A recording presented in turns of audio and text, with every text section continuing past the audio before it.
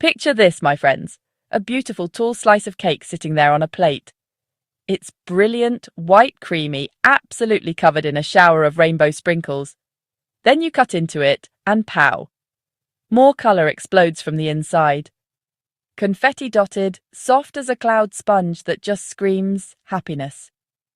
This isn't just any cake. This is a Funfetti cake. Pure, unadulterated joy. Kids' eyes go wide and the grumpiest grown-ups grin.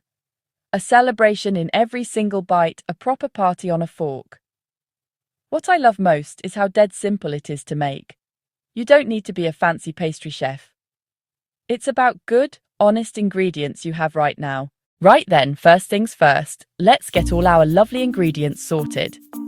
A great cake starts with great kit, so let's get it all out on the counter before we begin. For the star of the show, the sponge, you're going to need 2½ cups of all-purpose flour, 2½ teaspoons of baking powder, a little pinch of salt, 1½ cups of granulated sugar, 1 cup, that's 2 sticks, of unsalted butter, and make sure it's at room temperature. Leave it out for an hour or so until it's nice and soft.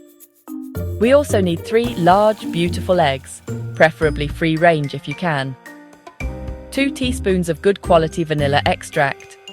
And to make it all lovely and moist, 1 cup of whole milk. Of course, you can't have a Funfetti cake without the fun. A generous 3/4 cup of rainbow sprinkles.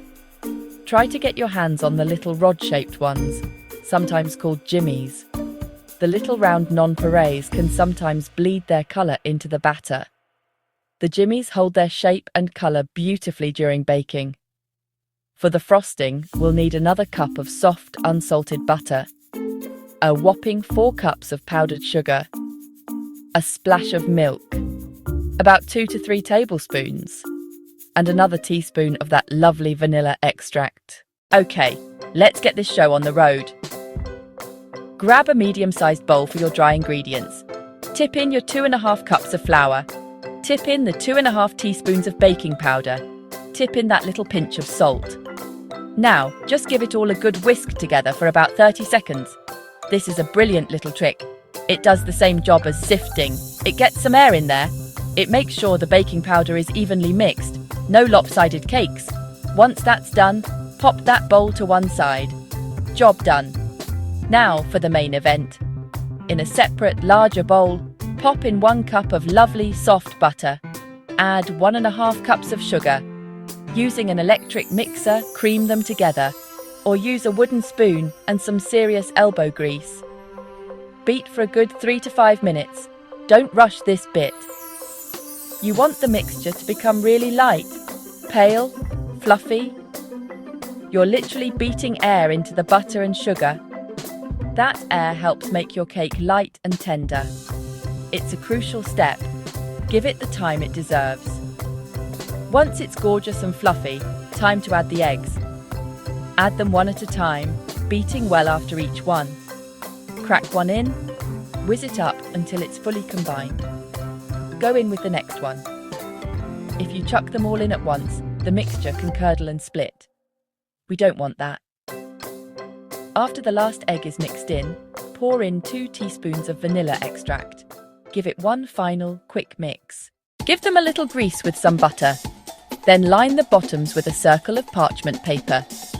This little trick is a lifesaver. It guarantees your cakes will pop out perfectly every time. No sticking, no drama. Finally, get that oven preheating to 350 degrees Fahrenheit or 175 degrees Celsius. Now we're all set. Our station is prepped. Our ingredients are ready to go. Time for the fun part. Take your beautiful sprinkle-studded batter.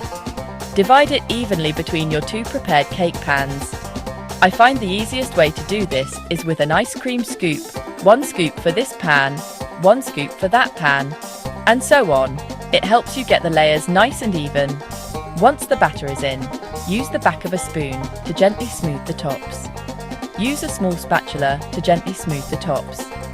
Give each pan a couple of firm taps on the kitchen counter. This little trick helps to knock out any big air bubbles. which gives you a finer, more even crumb in your finished cake. Now, into the preheated oven they go. Pop them onto the middle shelf. Let them bake for about 22 to 28 minutes. Ovens can be funny old things. Start checking at the 22-minute mark. The cakes are done when they are golden brown. Section 5. The icing on the cake, frosting and assembly. While those beautiful cakes are cooling, let's whip up the most glorious creamy frosting to crown them with. This is my go-to American-style buttercream. It's super simple and tastes divine. In a large bowl, place your 1 cup of soft butter. Beat it with an electric mixer for a couple of minutes until it's really smooth and creamy. Get the butter silky and pale. This step is key. Now it's time for the sugar. With your mixer on low, start adding the 4 cups of powdered sugar, a little at a time. Don't dump it all in at once. Sugar storming coming. Once all the sugar is in, the mixture will look quite stiff and crumbly.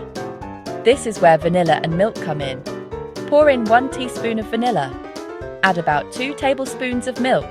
Crank mixer to medium-high and whip for 3 to 5 minutes. The frosting will become light, white and fluffy. Section 6. The grand finale.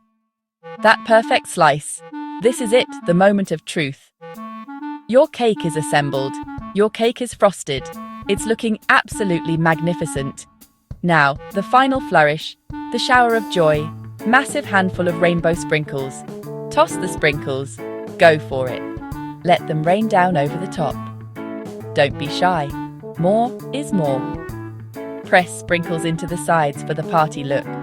Step back and admire your work. You've created a beacon of pure happiness.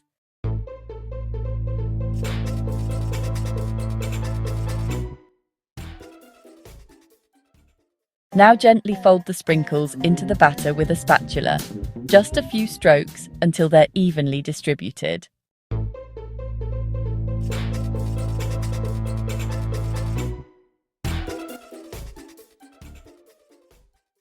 Now for the final assembly and storage. Gently sprinkle and press jimmies onto the top and sides so they adhere to the buttercream. Look at the clean layers and confetti interior. This slice is ready to serve. You can see the sprinkles baked into the crumb for even colour throughout. Cover and store the cake. Room temperature for up to 2 days or refrigerated for up to 5.